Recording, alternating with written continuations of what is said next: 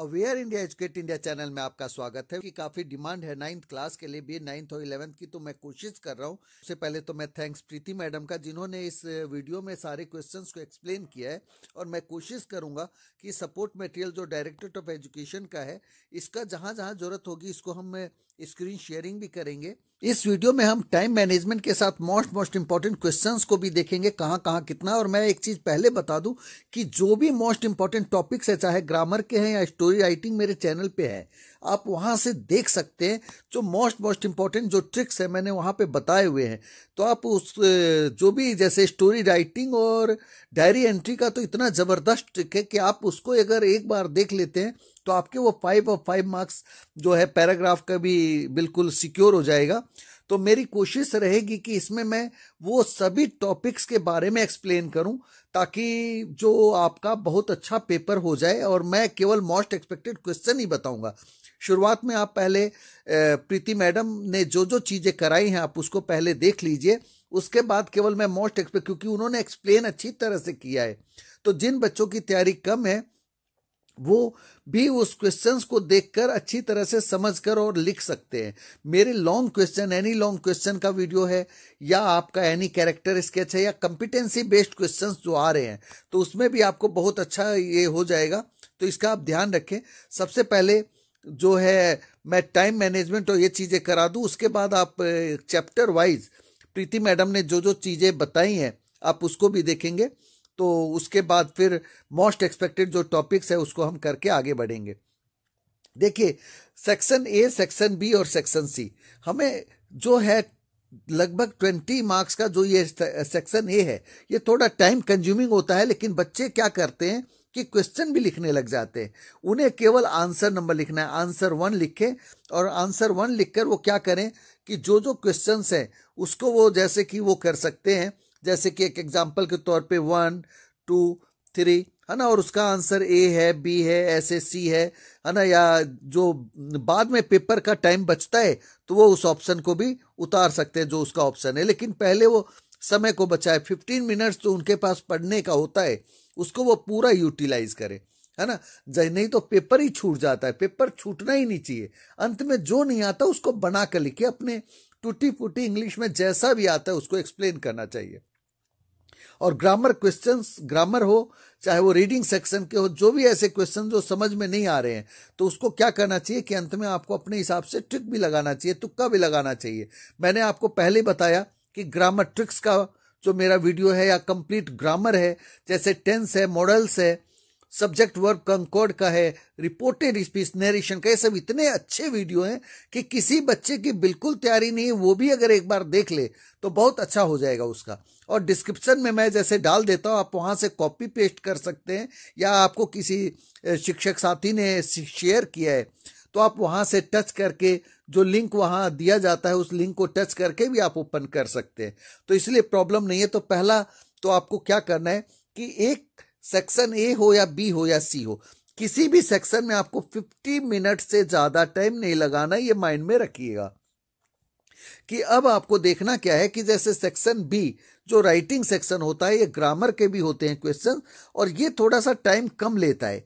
तो अगर जिसकी सेक्शन बी में अगर वो उसने डायरी एंट्री और स्टोरी राइटिंग दोनों का वीडियो मैंने यहां तक कि दोनों का कंबाइंड भी कर रखा है।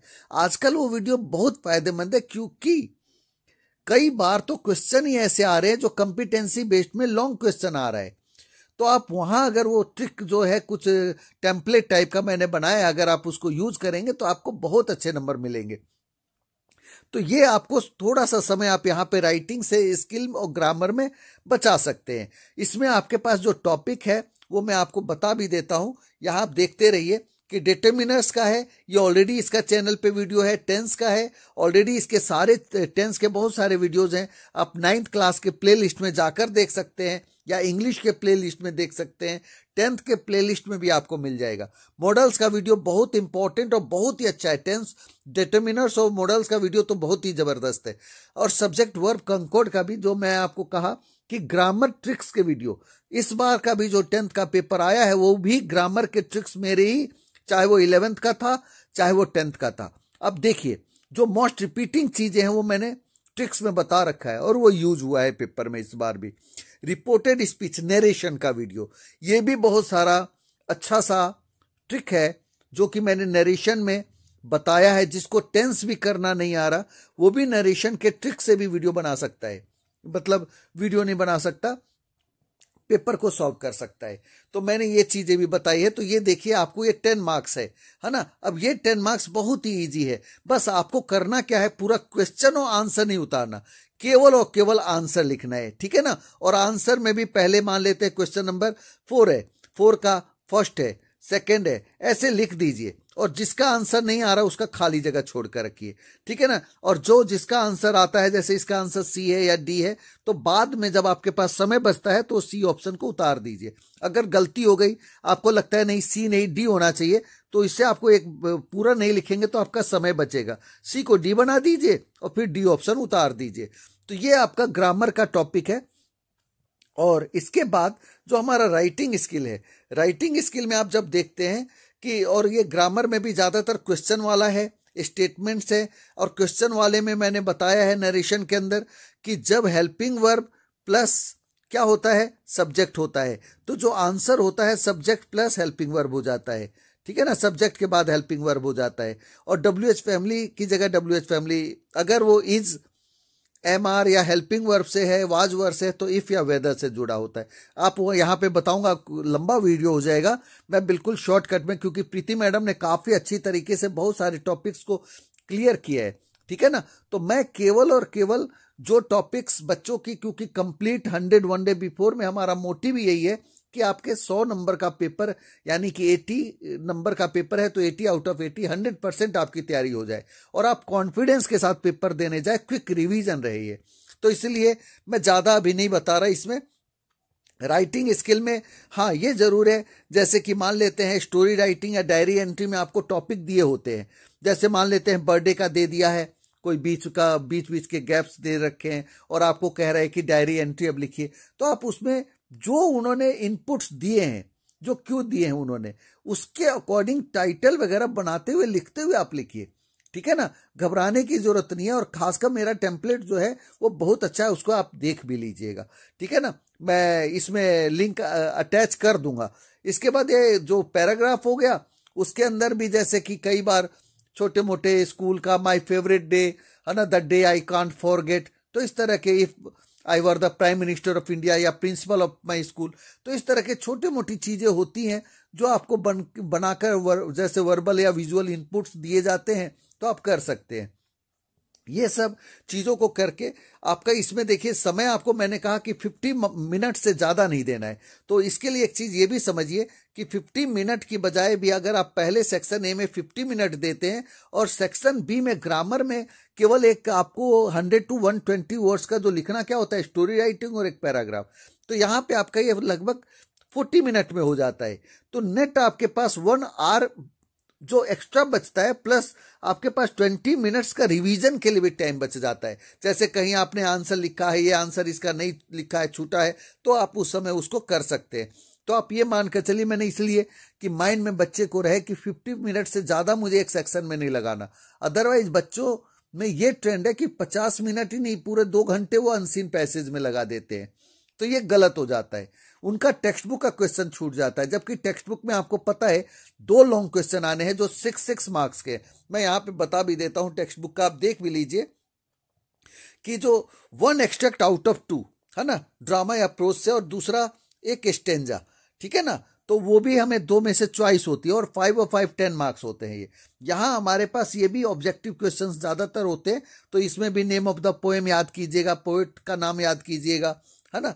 राइम स्कीम जो है, पहला तो राइम में ए होगा ही होगा, उसके बाद अगर वही लय है, जैसे कि मान लेते हैं एग्जाम्पल के लिए असेस ये वर्ड मिल गया तो इसके साथ गेस मिल गया, है ना। तो एक जैसे अगर आपको ध्वनि दिखे तो ए और ए है, अगर अलग दिखे तो ए और बी है, तो ऐसे करके ट्रिक करके आप उसको कर सकते हैं।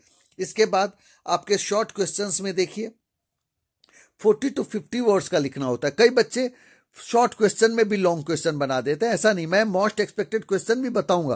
पहले प्रीति मैडम ने जो जो चीज एक्सप्लेन की है उसको आप देखेंगे, उसके बाद मैं बीच में जो भी क्वेश्चन मुझे ऐसा लगेगा वो मैं आपको एक्सप्लेन करके कि ये मोस्ट एक्सपेक्टेड, आप उसको देख लीजिएगा। तो इस तरीके से 3 क्वेश्चन हमें करने होते हैं। 4 आउट ऑफ 5 शॉर्ट क्वेश्चंस, 4 करने होते हैं 5 में से, और 3-3 नंबर के होते हैं, तो 12 मार्क्स आपको ये मिलता है। ऐसे ही 2 आउट ऑफ 3 शॉर्ट क्वेश्चंस दूसरी किताब से भी होते हैं, और ये आपको 6 मार्क्स मिलते हैं उसमें। 3 इंटू 2 6 मार्क्स, यानी कि देखा जाए तो 4 and 2 6 क्वेश्चन तो आपके यही हो जाते हैं जो शॉर्ट क्वेश्चंस हो जाते हैं। यानी कि आपके पास जो क्वेश्चंस है करने के लिए, शॉर्ट क्वेश्चन में अगर बच्चा बनाकर भी लिखता है तब भी नंबर उसको मिल जाते हैं। तो 6 क्वेश्चन है और आपको सब में लिखना क्या है, एक पैराग्राफ, मतलब ये मानकर चलिए कि 40 to 50 वर्ड्स 3 या 4 सेंटेंसेस में लिखने हैं। टू द पॉइंट बनाकर लिखेंगे तब भी आपको नंबर मिल जाएगा। तो इस तरीके से 12 और 6 18 नंबर तो टेक्स्ट बुक का यही हो जाता है। स्टेंजा इजी होता है, कॉन्फिडेंस बनाकर करे, और 2 लॉन्ग क्वेश्चन दोनों किताब से एक एक आने हैं, यानी कि वो 6 मार्क्स के होते हैं। यहाँ पे कॉम्पिटेंसी बेस्ड क्वेश्चन भी है, कन्वर्सेशन है, तो एक बार उसका नाम, एक बार उसका नाम, एक बार उसका 2 बार रिपीट कर करके लिखते चले जाइए, और ऐसे ऐसे डायलॉग उन दोनों के बना के लिखते चले जाइए, ठीक है ना। और हेलो हाय एक शुरुआत में और बाद में बाय बाय करके खत्म कीजिए। तो इसमें कोई भी ज्यादा दिक्कत नहीं है। और दूसरी बात कि जैसे दोनों ही लॉन्ग क्वेश्चन को आप लिखिए, ये नहीं कि आप बनाकर जो लाइन आपको आती है, हालांकि इसके एनी लॉन्ग क्वेश्चन का और एनी कैरेक्टर स्केच का वीडियो, कोई भी लॉन्ग क्वेश्चन, हालांकि अब कंपिटेंसी बेस्ड आने लग गए तो थोड़ी दिक्कत है, लेकिन उसके बावजूद भी ये दोनों वीडियो बहुत अच्छे हैं, तो आप उसको वहां से कोशिश कर सकते हैं।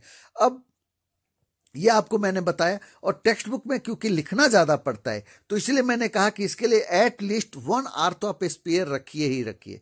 1 घंटा आपके पास कम से कम बचे होने चाहिए, किसके लिए, टेक्स्ट बुक के लिए।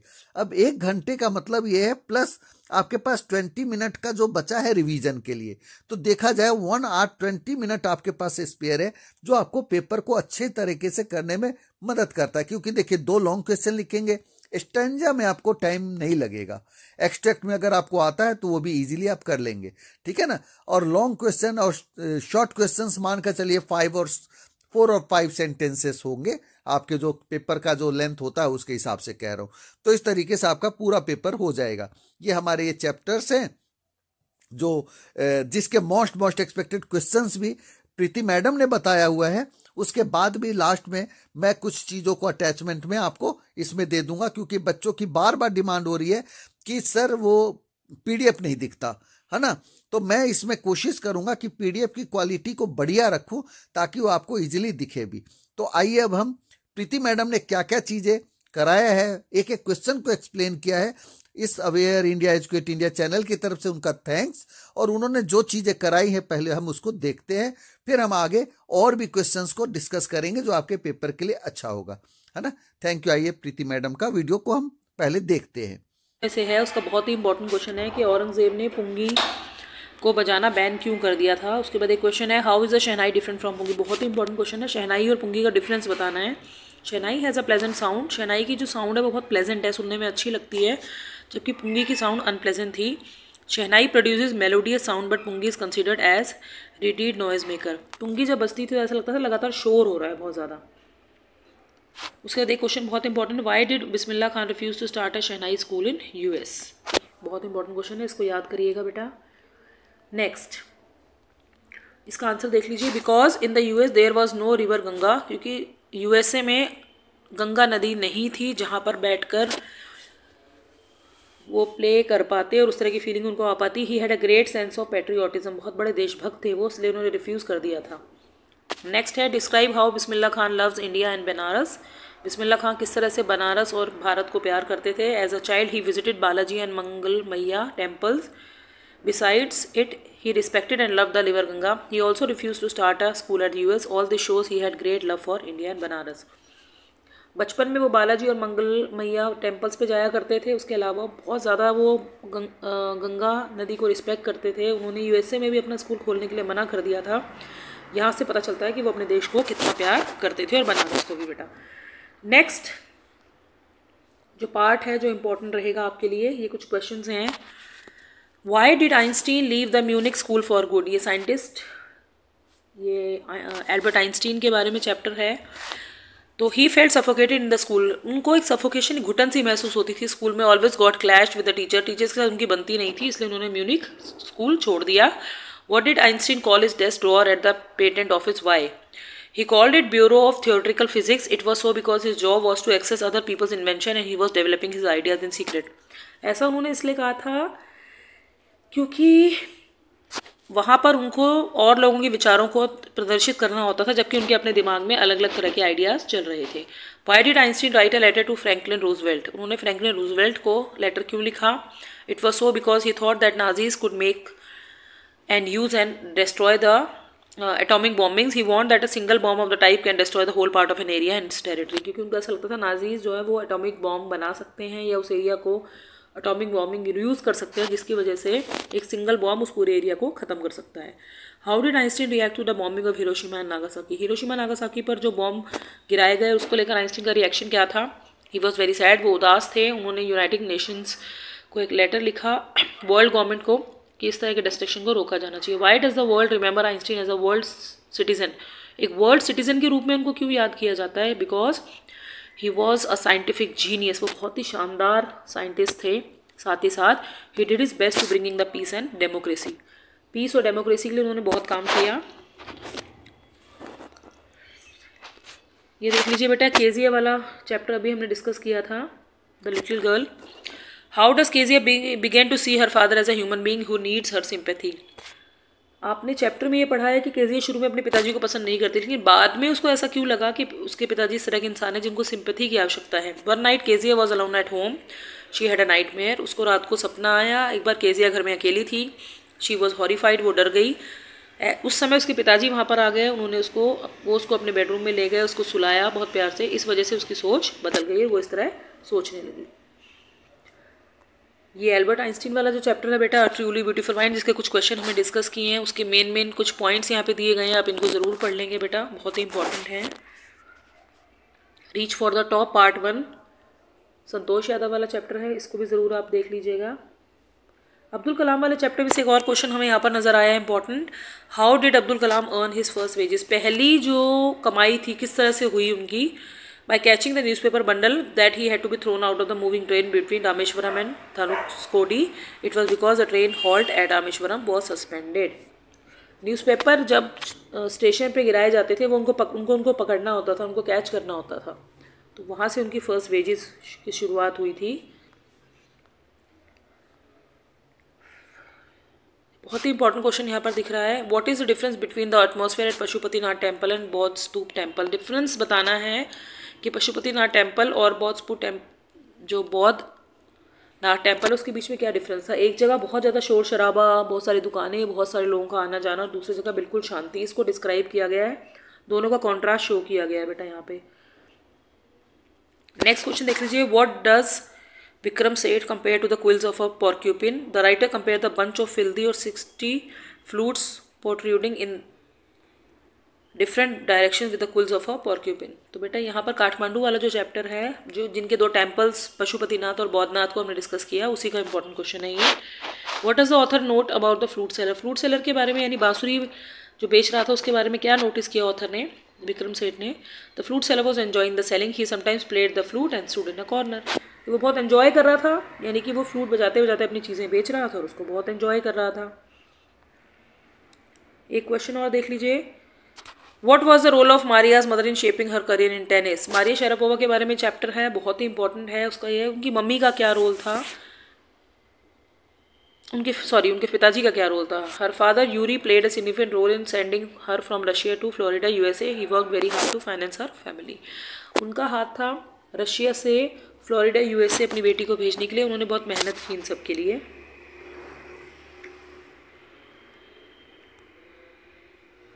Why does the intruder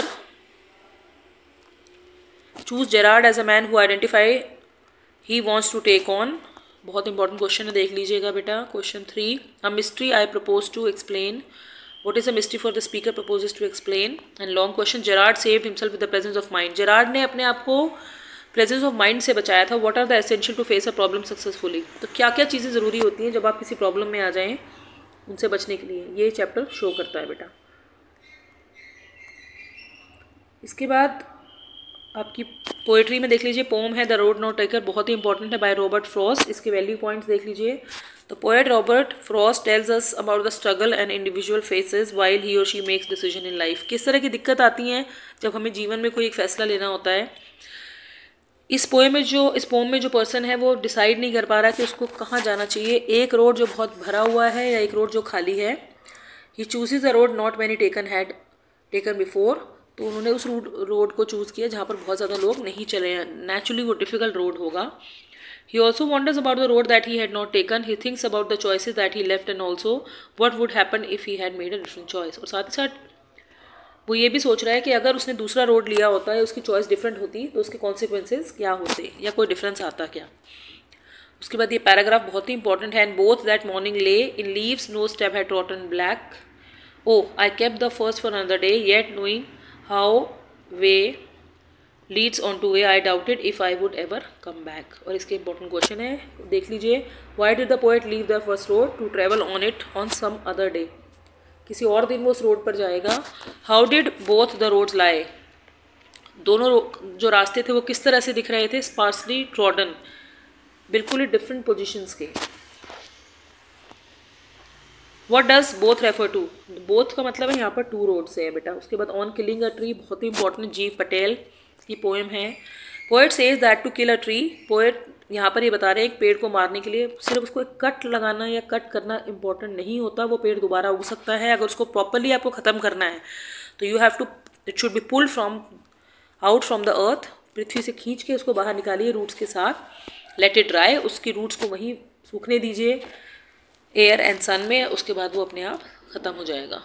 और इनडायरेक्टली पोएट यहाँ पर ये बताना चाह रहा है कि हमें ट्रीज़ को बचाना चाहिए। और उसका बहुत ही इंपॉर्टेंट एक पैसेज है, it takes much time to kill a tree, not a simple jab of the knife would do it, it has grown slowly consuming the earth, years of sunlight air and water.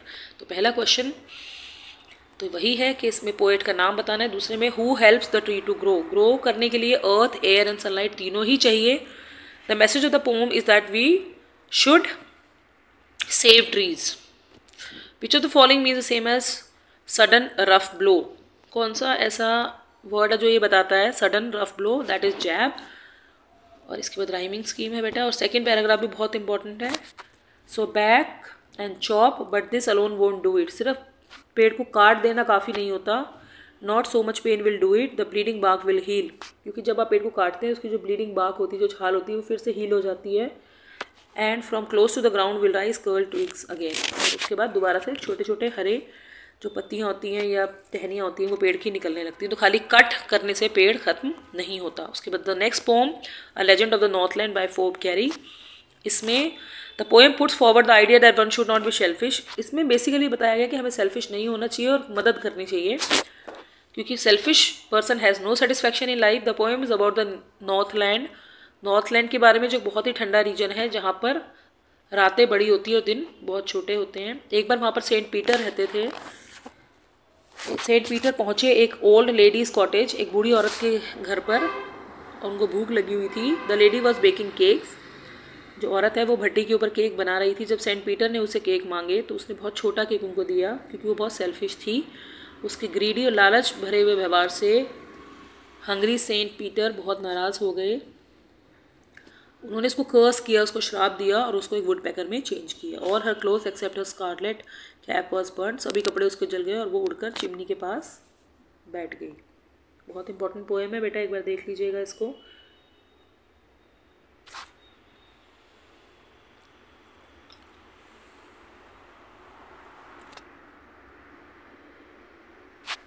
इसके अलावा the beggar chapter है, इसके main points एक बार ज़रूर revise कर लीजिएगा बेटा आप।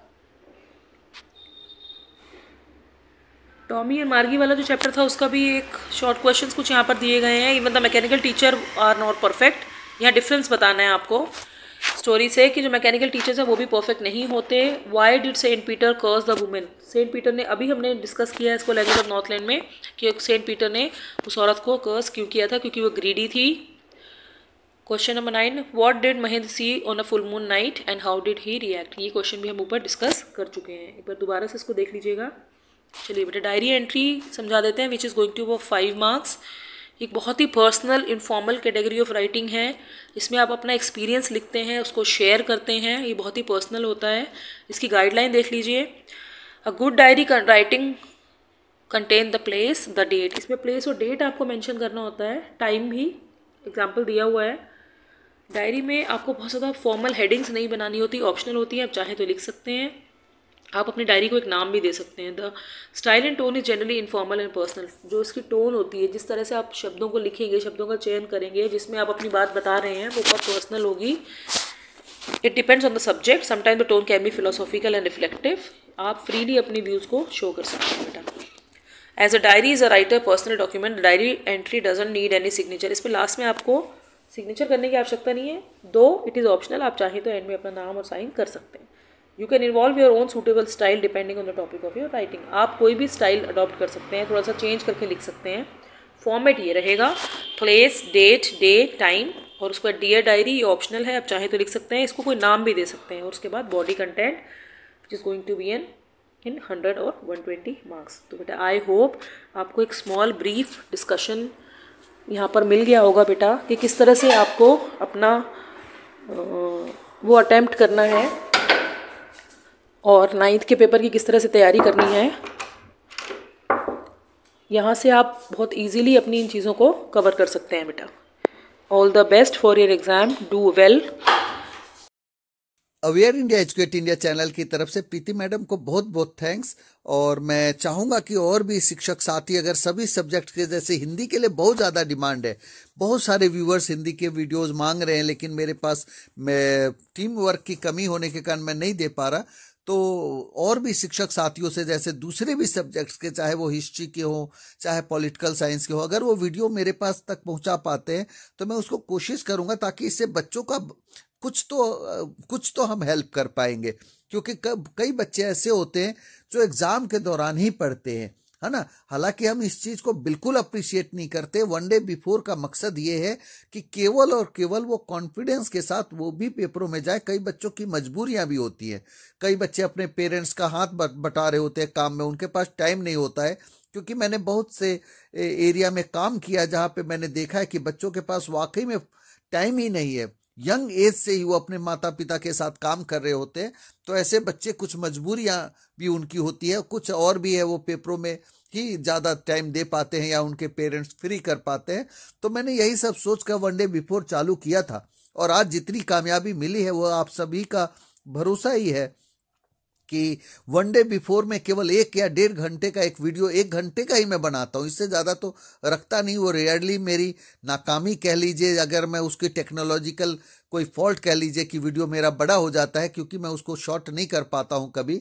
अदरवाइज 1 आवर का ही होता है। और 1 आवर में अगर हम एटलीस्ट, आज तक कोई ऐसा वीडियो नहीं वन डे बिफोर है जो कि 70% से कम क्वेश्चन पेपर को स्ट्राइक किया हो उसने। तो एक तरीके से पूरे पेपर का 100% रिवीजन हो जाता है।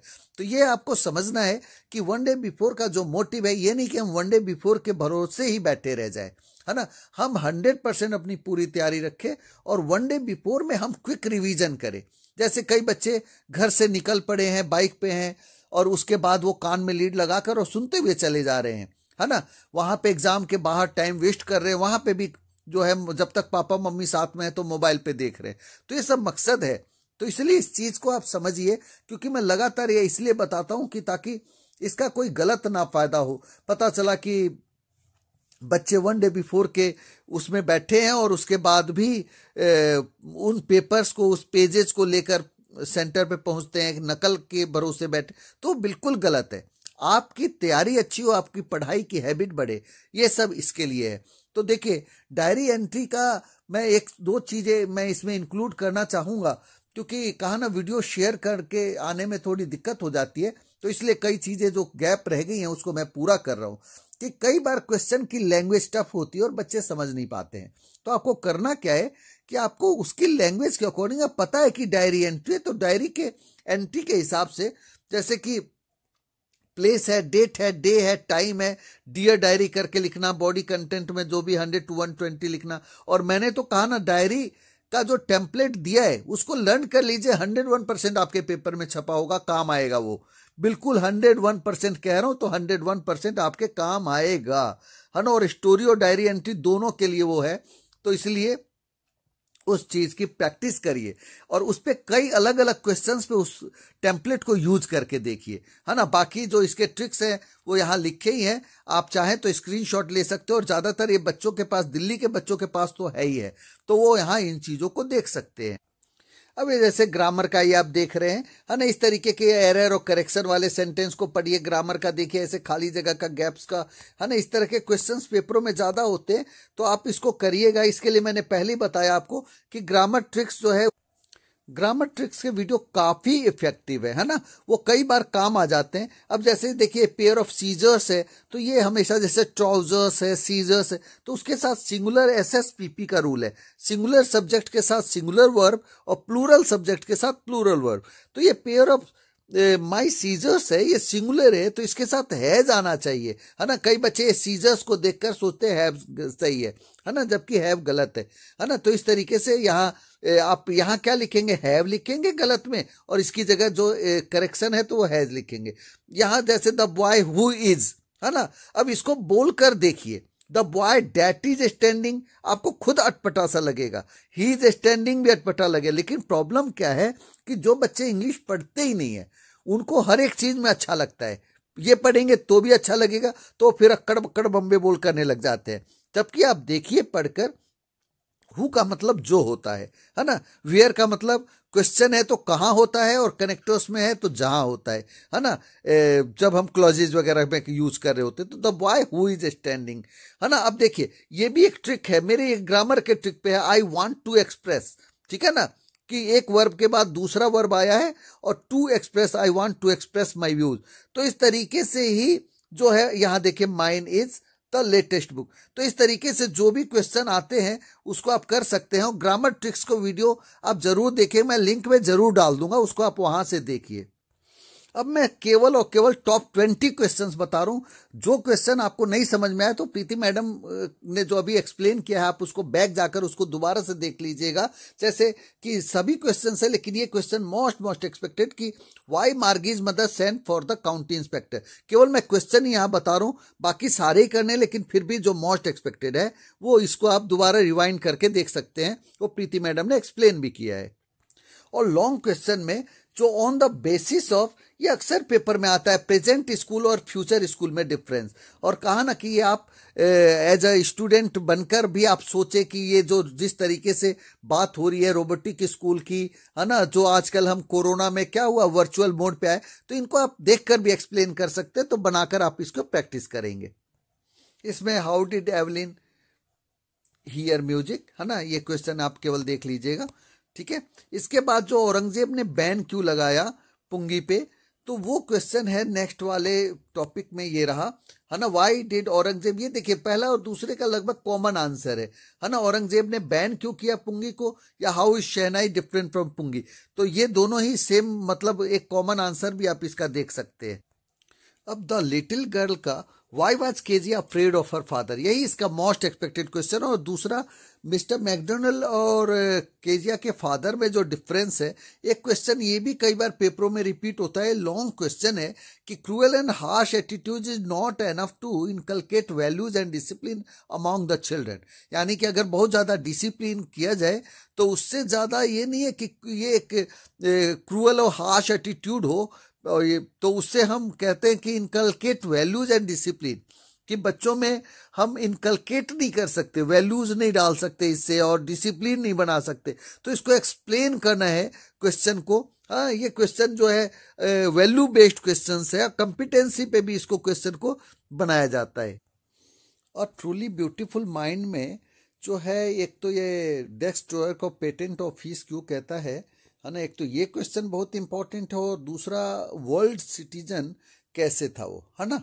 तो ये मोस्ट इंपॉर्टेंट क्वेश्चन। हालांकि उन्होंने फ्रैंकलिन रूजवेल्ट को लेटर क्यों लिखा, ये दोनों, ये वाला और bombing of Hiroshima and Nagasaki, और ये तीनों का कॉमन आंसर ही है। मैं नेक्स्ट सेशन में कोशिश करूंगा कि इसके वीडियो कि मैं कुछ नोट्स ऐसे बनाऊं जो कि कॉमन आंसर जैसे 10th का बनाया हुआ है, लेकिन इस सेशन में तो आप इसके कॉमन आंसर भी बना के लिख सकते हैं, लेकिन मोस्ट इंपॉर्टेंट क्वेश्चन यही है। स्नेक का मोस्ट इंपॉर्टेंट क्वेश्चन ही बता रहा हूं केवल मैं, जैसे कि ये जो है टू इम्पॉर्टेंट एंड और शेकिंग डिसीजन, है ना। उसने क्या, जैसे कि उसने वो शेव करेगा डेली, है ना, और एक वो भी था कि that he would shave daily and grow a thin moustache, and second was that he would wear an attractive smile on his face, और एक वो भी था कि एक मोटी औरत से शादी करेगा ताकि वो उसके पीछे ना भाग सके। वो नेक्स्ट क्वेश्चन में पाएगा, है ना, कि why did the doctor decide to marry to a fat women, है ना, कुछ इस तरह का क्वेश्चन है ना। तो उसका भी वही आंसर है कि fat women would not be able to run after him, है ना। तो ये चीजें हैं, लेकिन जो लॉन्ग क्वेश्चन है वो इसका मोस्ट इंपॉर्टेंट क्वेश्चन यही है, जो कि शॉर्ट क्वेश्चन है जो कि मैं बता रहा हूं, है ना। और लॉन्ग क्वेश्चन में मैंने कहा ना कि आप एनी लॉन्ग क्वेश्चन का वीडियो देखकर आप कर सकते हैं, उससे ज्यादा मैं नहीं बता रहा। अभी एक चैप्टर का एक ही क्वेश्चन अभी बता रहा हूं। ये अब्दुल कलाम वाले में how did Abdul Kalam earn his first wages, already madam ने सारे क्वेश्चन समझाए हैं, मैं तो बस केवल मोस्ट एक्सपेक्टेड जो क्वेश्चन है एक बार रिपीट कर रहा हूं आपके लिए। इसका ये क्वेश्चन बहुत इंपॉर्टेंट है कि why was the holy man who gave Santoshi's mother his blessings surprise, वो क्यों आश्चर्य में हुआ था। और लॉन्ग क्वेश्चन में जैसे इस पे ट्रेट आपको उनका कौन सा ट्रेट अच्छा लगता है, कैरेक्टर स्केच वाला जो एनी है कैरेक्टर स्केच का वीडियो है वो बहुत हद तक इसको सॉल्व करता है, लेकिन ये क्वेश्चन मोस्ट इंपॉर्टेंट है इसका। मारिया शरापोवा का ये क्वेश्चन है कि उसके फादर का रोल है ना मेनली, और एक मिनट ये रहा मंत्र ऑफ सक्सेस, है ना, कि उसकी सफलता का क्या राज था। काठमांडू में compare and contrast the atmosphere in and around Bodhnath stupa and Pashupatinath temple, ये लॉन्ग क्वेश्चन में भी आता है ना, तो इसलिए शॉर्ट क्वेश्चन भी देख लेंगे और इंट्रोडक्शन वगैरह मेरे एनी लॉन्ग क्वेश्चन का करेंगे, आपका बहुत अच्छा आंसर। मैं एक्सप्लेन नहीं कर रहा क्योंकि ऑलरेडी मैडम ने किया है, तो बहुत अच्छा है, उन्होंने समझा ही दिया है। आपको केवल उन क्वेश्चंस को देख लेना है ताकि आपकी तैयारी अच्छी हो जाए, और जो क्वेश्चंस मैं रिपीट कर रहा हूं आप उसको दोबारा से देख लीजिएगा कि मैडम ने उसको समझाया भी हुआ है, तो आपकी तैयारी अच्छी हो जाएगी। ये फाइवर यू का जो इंट्रूडर ने जिराड को क्यों चेक किया, है ना, ये। लेकिन मोस्ट इंपॉर्टेंट क्वेश्चन इसका ये है कि ये वाला ये नीचे ये वाला, है ना, कि Gerard saved himself with his presence of mind, कैसे उसने आउटविट किया उसको, या यही क्वेश्चन अलग अलग तरीके से आ जाता है ना। इस पे कुछ केस स्टडी या कॉम्पिटेंसी बेस्ड बनाने के लिए दे देते हैं कि आप उसकी जगह हैं और आप डायरी लिखिए, तो ये सब क्वेश्चन मोस्ट एक्सपेक्टेड हो जाते हैं। ये द रोड नॉट टेकन का ये जो है स्टैंजा बहुत इंपॉर्टेंट है। Two roads diverged in a wood and I took the one less travelled by, कहा ना स्टैंजा वगैरह में आपको कंफ्यूज नहीं होना, पहला काम तो आपको उसको समझना है कि कौन सा क्वेश्चन है, कैसे कह रहे वो, है ना, और किस तरीके से क्वेश्चन है ना, फिर आप उसको एक्सप्लेन करते हैं, ठीक है ना। तो ज्यादा मुश्किल नहीं आती, आप थीम केवल हर एक पोएम का पढ़ लेंगे तो भी आपका काम चल जाएगा। और देखिए विंड पोएम का जो ये बहुत इंपॉर्टेंट स्टैंजा है कि frail crumbling houses crumbling doors, है ना, इस तरीके का। और इसका जो ये सबसे ज्यादा इंपॉर्टेंट ये है कि the wind blows out weak fires make strong fires roar and flourish, कि इसका थीम भी वही है कि अपने आप को मेक यूर सेल्फ स्ट्रॉन्ग, क्योंकि जो कमजोर होते हैं उसको हर कोई दबा देता है। तो इसके स्टैंजा को आप दोबारा रिपीट कर लीजिएगा। अब देखिए रेन ऑन द रूफ का, हन of a cottage chamber bed and lie listening to the patter of the soft rain overhead, है ना, ये लैंग्वेज से ही पता चल जाता है, ये इसका बहुत इंपॉर्टेंट है। अब देखिए जैसे कि now in memory comes my mother, है ना, अब कई क्वेश्चन में कि माई किसके लिए वर्ड यूज किया है, ठीक है ना, तो वो आपको क्वेश्चन को पढ़कर कि जो भी वर्ड है, ठीक है ना, उसको देखकर आप समझते हैं कि कौन सा क्वेश्चन। जैसे इसमें राइम स्कीम भी है, मदर है ना, एनीवन एगॉन है, ड्रीमर्स है, डॉन है, ठीक है ना। तो देखिए ये पहले वाला मदर है ए, और फिर ड्रीमर्स है ना, बीच में ये है एगॉन एंड ड्रॉन, तो ए बी बन गया, ठीक है ना, ए बी और ए बी। तो इस तरह का राइम क्वेश्चन आता है, तो उसको आपको समझना है कि कोई भी क्वेश्चन हो, है ना, डार्लिंग ड्रीमर्स, ठीक है ना, डार्लिंग ड्रीमर्स जो है किसके लिए, जो मतलब चिल्ड्रन के लिए वो वर्ड यूज कर रहा है, ठीक है ना। और डॉन का अपोजिट पूछा जा रहा है इसमें, तो डॉन एंड क्या होता है कि डॉन का अपोजिट डस्क होता है ना, ये रहा है ना डॉन एंड डस्क, ठीक है। भोर को कहते हैं डॉन, और डस्क जो शाम के पहले का टाइम होता है उसको डस्क कहते हैं। तो ये सब सिंपल चीजें हैं। स्टैंजा बहुत आसान है और टाइम कंज्यूम नहीं करता है, तो इसलिए आपको इसको समझना है कि इसमें ये इसका जो है the lake isle of Innisfree का बहुत important stanza. I will arise and go now and go to, most important है, पेपर में आपके 101% हो सकता है ये। इसमें मेनली उसका थीम ही क्या है कि वो फेड अप हो चुका है लंदन के बिजी लाइफ से, ठीक है ना। और वो क्या चाहना चाहता है कि लंदन के बिजी लाइफ से वो फेड अप हो चुका है और पीसफुल लाइफ चाहिए। तो कभी भी क्वेश्चन में पूछा जाता है कि आई कौन है, तो द स्पीकर है ना। जैसे क्वेश्चन है who does I stand for, तो इस तरीके के क्वेश्चंस हैं, इसको आपको समझ लेना है। और आपको मैडम ने ऑलरेडी एक्सप्लेन किया हुआ, इसलिए मैं केवल आपको थोड़ा आइडिया दे रहा हूं कि जो पोएट का है वो हर एक जो भी स्टैंजा आप देखेंगे उसमें सब में सेम ही चीजें हैं, है ना। विल अराइज देखिए यहाँ पे भी शुरू होता है, ठीक है ना। और वो कहता है कि मैं इनिस्फ्री में जाऊंगा और वहां ऐसे ऐसे काम करूंगा। और लेजेंड ऑफ द नॉर्थलैंड का ये जो क्वेश्चन वुड पेकर को देखकर समझ में आ जाता है ना। मैं इसलिए हर एक पोएम का थोड़ा बता रहा हूँ क्योंकि आप 9th में शॉर्टकट के चक्कर में मत पड़िए, बस रिवीजन आपका करा रहा हूं मैं, क्विक रिवीजन हो रहा है ना। नो मैन आर फॉरेन का पहला ही स्टेंजा बहुत इंपॉर्टेंट है, ठीक है ना, बहुत ज्यादा इंपॉर्टेंट है ये। जो like ours the land our brothers walk upon is earth like, है ना। No men are strange no countries foreign, है ना। Beneath all uniforms a single body breatheth, तो ये बहुत इंपॉर्टेंट स्टेंजा है इसका। ऑन किलिंग अ ट्री जो जीवी पटेल की पोएम है, बहुत बढ़िया पोएम है और नेचर के ऊपर ही है ना, कि जो एनवायरमेंट फ्रेंडली पोएम है। तो इसमें जो देखिए ये वाला जो स्टेंजा है, so hack and chop but this alone won't do it not so much pay, तो ये वाला स्टेंजा बहुत ज्यादा इंपॉर्टेंट है इसका। जो है कि child saw on his way, अब ये सेकंड जो बुक है इसमें देखते हैं हम कि इसमें जो है बच्चे का जो क्वेश्चन आता है द लॉस्ट चाइल्ड का कि why he was lagging behind, तो इसका सबसे ज्यादा 100 में से 90 बार चांस क्वेश्चन का यही आने का होता है। एडवेंचर के ये जो टोटो वाले कई क्वेश्चन इंपॉर्टेंट है, जैसे कि वो कैसे टेक अ बाथ, है ना, नहाने को अबाउट टू बॉयल होने को था, ऑलमोस्ट अबाउट टू बॉयल, है ना, ये क्वेश्चन है। इसके साथ जो सबसे ज्यादा इसका मोस्ट इंपॉर्टेंट लेकिन क्वेश्चन मैं एक ही बता रहा हूं कि Toto was a pretty monkey, it was sense, it was pretty, और it was not a sort of pet we could keep for long. आप इसका एक शॉर्ट क्वेश्चन बना सकते हो, वो सफिशियंट है। और ये क्वेश्चन टोटो को एक्सप्लेन करने का ये मोस्ट इंपॉर्टेंट क्वेश्चन है। हालांकि इसके सारे क्वेश्चन कुछ ना कुछ इंपॉर्टेंस रखते हैं, आप एक बार केवल पढ़ सकते हैं, लेकिन ये क्वेश्चन तो मोस्ट इंपॉर्टेंट है, जिसको आप पढ़ लीजिएगा। ईश्वरों वाले के 3 क्वेश्चन बहुत इंपॉर्टेंट है। एक तो असेट कैसे था वो महिंद्रा के लिए, दूसरा क्वेश्चन अप्रूटेड ट्री को कैसे एक्सप्लेन कर रहा है वो, ठीक है, और थर्ड क्वेश्चन इसका जो है 1, 2 एंड 5th क्वेश्चन, है ना, कि जो figment of imagination what happens to him on a full moon night, है ना, कि पूर्णिमा की रात को उसके साथ ऐसा क्या हुआ। लेकिन सबसे ज्यादा इंपॉर्टेंट क्वेश्चन है वो असेट कैसे था और एक फुल मून वाला। किंगडम ऑफ फूल्स के कई क्वेश्चन है इंपॉर्टेंट, है ना, जैसे कि एक तो ये long question, you are greed and greed leads to grief, है ना, लालच बुरी बला है।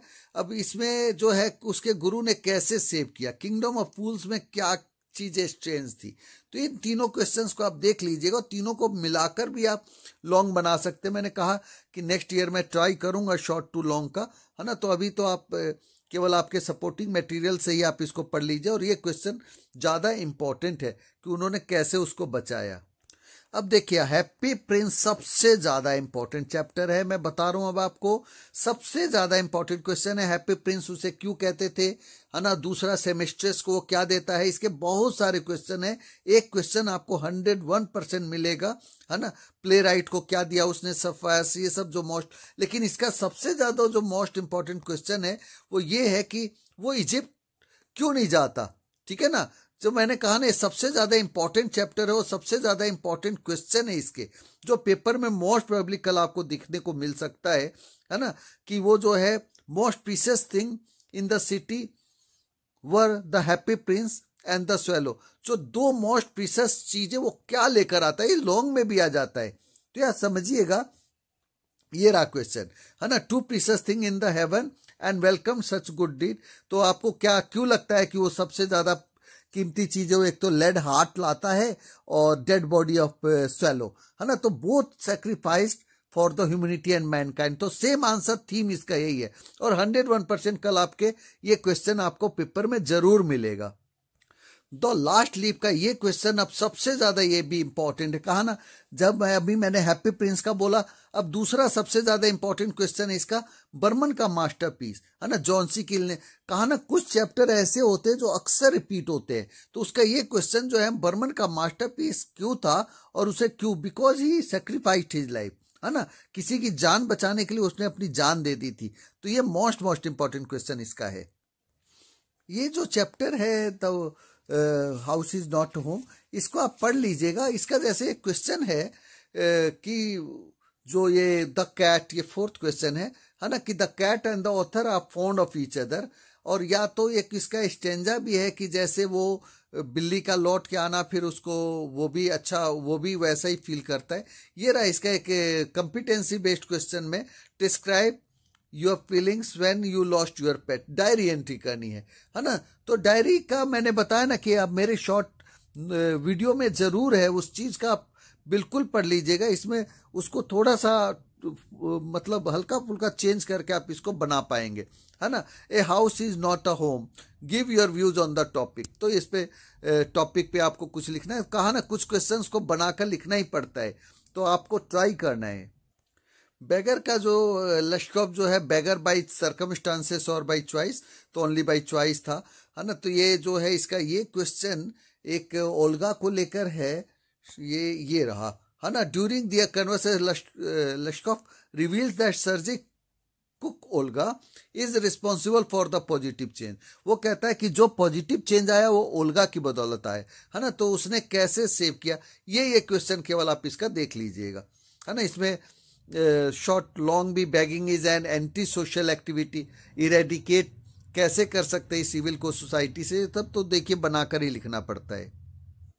मैंने जैसा कि कहा कि हर एक टॉपिक मेरे वीडियो अवेलेबल है इंग्लिश के, तो अब सब इंग्लिश और मैथमेटिक्स की तो वीडियो की भरमार है, तो आप वहां जाकर देख सकते हैं। एक एक टॉपिक है, जिन बच्चों को फिर भी बहुत करना है उनको चाहिए कि कुछ क्वेश्चन जो मैं फिर से एक बार रिपीट कर दूं, जो मोस्ट इंपॉर्टेंट है। एक तो मैकेनिकल टीचर, है ना, आर नॉट परफेक्ट, है ना। ये एग्जाम्पल मैं सैंपल पेपर का ले रहा हूँ, पेज नंबर 190 है ये, है ना। मैकेनिकल टीचर और जो ह्यूमन टीचर के बीच का डिफरेंस है ना। इसका क्वेश्चन सेंट पीटर वाला, वो वुमेन को क्यों कर्स करते हैं। ये क्वेश्चन महिंद्रा का जो है वो क्या फुल मून को देखता है। ये सब क्वेश्चन मैं पहले बता चुका हूं। यही क्वेश्चन देखिए इधर सैंपल पेपर में भी वही मिल रहा है आपको, कोई भी क्वेश्चन इसमें अलग नहीं है। देखिए ये क्वेश्चन नंबर, हाँ, presence of mind and important solving a problem, ये क्वेश्चन है इफ आई वर यू का, जो अभी मैं पहले बता चुका हूं, बस केवल इसमें आपको दोबारा से मैं रिपीट करके दिखा रहा हूं कि ये क्वेश्चन वही है जो कि ऑलरेडी उधर मैंने बता दिया है ना। इन द किंगडम ऑफ फूल्स का ये विजडम वाली बात हो गई, ये क्वेश्चन भी ऑलरेडी बताया। बेगर का सोसाइटी, ये सेम क्वेश्चन है, इरेडिकेट कैसे हम करें, बैगिंग जो अच्छी चीज नहीं है उसको समाज से हम कैसे हटा सकते हैं, रिफॉर्म कैसे करना, तो ये सब है इसमें। देखिए क्वेश्चन फिर रिपीट हो गए। यहाँ हैप्पी प्रिंस ने सिमिस्टर्स की कैसे मदद की, और हालांकि मैंने इसका बताया प्रीशियस गुड्स वाला, है ना, वो प्रीशियस गिफ्ट क्या लेकर आता है। इसके बाद जो है ट्रांसफॉर्मेशन ऑफ लश्कफ का देखिए, है ना, जो ओल्गा कैसे वो करती है। ये सब मोस्ट इंपॉर्टेंट क्वेश्चन है। देखिए बार बार रिपीट हो रहा है और ये बार बार मैं वीडियो में बोल रहा हूँ, क्वेश्चन सेम है ना। बस लॉस्ट चाइल्ड का वो लैगिंग बिहाइंड वाला ही क्वेश्चन, और अंत में वो पेरेंट्स को चाहता है, तो लॉन्ग क्वेश्चन ऐसे बन जाता है ये। द रोड नॉट टेकन का देखिए स्टेंजा फिर बार बार आ रही है ना, मोस्ट इंपॉर्टेंट है ये, मोस्ट इंपॉर्टेंट है ना। जैसे कि कोई भी क्वेश्चन है उसको आप पढ़िए, स्टेंजा को पढ़िए, है ना, उससे आपको पता चल जाता है। रोड वगैरह की बात है तो आप समझ जाइए द रोड नॉट टेकन की बात हो रही है ना। 2 roads diverge in a wood, है ना, बार बार मैंने कहा। अब देखिए इसका ये question, not doing well in geography, county inspector को क्यों भेजा था, most important question. Earth shaking decision, afraid of her father, Kezia क्यों अपने पिता से डरती थी, है ना, ये लाइक अ जिएंट, केवल क्वेश्चन की लैंग्वेज चेंज करी है, सेम क्वेश्चन है, मोस्ट इंपॉर्टेंट है ना। उसके बाद जो है देखिए, intruder intend to kill Girard, ठीक है ना, ये क्वेश्चन भी वही है, प्रेजेंस ऑफ माइंड वाले को ही लेकर है ना, सेम क्वेश्चन है बिल्कुल। देखिए, और वो क्वेश्चन ऑलरेडी, हाँ यही मैं लाइन कह रहा था कि my cat was back and so was I, है ना, has the author gone anywhere, why does he say that he is also back, है ना। कहने का मतलब कहा ना कि वो बिल्कुल डिप्रेस हो गया था कैट के बिना, जब उसकी बिल्ली आ जाती है तो वो खुश हो जाता है। तो सेम क्वेश्चन है, बस लैंग्वेज बदल दी जाती है, तो आपको बनाकर लिखना होता है, ठीक है ना। और संतोष यादव का देखिए, यहाँ क्वेश्चन है क्लाइंबर का, लेकिन इसके बाद ये जो 11th क्वेश्चन है देखिए, है ना, ये जो है द लास्ट लीव का, important then medication, willingness to live is more important then. हालांकि इसका जो बर्मन का masterpiece, most important question Behrman का मास्टरपीस है। और इसमें जो स्वेलो वाला मैंने बार बार कहा, ये क्वेश्चन की देखिए लैंग्वेज चेंज हो रही है, लेकिन प्रीसियस गिफ्ट वाली बात मोस्ट इंपॉर्टेंट क्वेश्चन है। जैसा कि मैंने अभी बताया, भी आपको 4 बार अब तक कह चुका हूं कि मास्टरपीस वाला क्वेश्चन मोस्ट इंपॉर्टेंट क्वेश्चन है ना, उसको आप देख लीजिएगा। जैसा कि मैंने पहले कहा कि इसका मेन मकसद ही 1 डे बिफोर का आपका क्विक रिवीजन होता है। एक बार आपके सामने से सारे क्वेश्चंस निकल चुके हैं तो आपका रिवीजन भी हो गया होगा, और उम्मीद है आपकी तैयारी बहुत अच्छी पहले से ही होगी, बस आपने रिवाइज किया है। और क्वेश्चंस क्योंकि मैडम ने सारे क्वेश्चन एक्सप्लेन भी कर दिए हैं, तो इसलिए आपकी तैयारी और भी अच्छी हो जाएगी। वो बीच में इसलिए किया था ताकि आप उसको अच्छी तरह समझ लें, और अंत में मैंने दोबारा किया है ताकि आप उसको फिर से रिवाइज कर लें। प्रीति मैडम का बहुत बहुत थैंक्स इस अच्छे से वीडियो के लिए, और आप सभी व्यूअर्स का जो बार बार मुझे मोटिवेट कर रहे हैं ताकि मैं वीडियो बनाऊं, वही कारण है कि मैंने 9th और 11th के लिए भी इस बार 1 डे बिफोर चालू किया। हालांकि मैं सभी सब्जेक्ट को नहीं ला पा रहा हूं, इसके लिए सभी व्यूअर्स से सॉरी, लेकिन जब भी मैं कोई वीडियो ला रहा हूं वो बहुत ही अच्छी तरह से प्रैक्टिस से आप उसका करेंगे, क्योंकि मोस्ट प्रोबेबली आपके पेपर में रिपीट भी होगा, और उम्मीद है आपका पेपर बहुत अच्छा होगा। और 1 डे बिफोर का मकसद ही 1 दिन का होता है, इसका कोई मकसद नहीं मेरे लिए व्यूज बढ़ाना, ये करना या टाइम कंज्यूम करना। 1 घंटे में पूरी किताब का रिवीजन शायद ही कोई करा पाता है, किसी भी चैनल पे आप जाकर देख लीजिए। तो मेरी उम्मीद है कि आप मेरी इस पहल को मोटिवेट करेंगे और ऐसे ही मुझे प्रमोट करते रहेंगे, ताकि मैं और भी ऐसे अच्छे अच्छे वीडियोज आपके सामने लेकर आऊं, और ज़्यादा से ज़्यादा बच्चों तक, अपने दोस्तों तक, सभी ग्रुप्स में आपके पास जितने भी हैं उनके पास भेजेंगे। पता नहीं किसको क्या वीडियो की ज़रूरत है, और उनका क्विक रिवीजन हो जाए। और उम्मीद है कि आप पेपर बहुत अच्छा करेंगे, क्वेश्चन कोई भी नहीं छोड़ेंगे, जो क्वेश्चन नहीं आएगा उसको बनाकर लिखेंगे। तो इन्हीं शुभकामनाओं के साथ once again all the best to all of you. Thank you.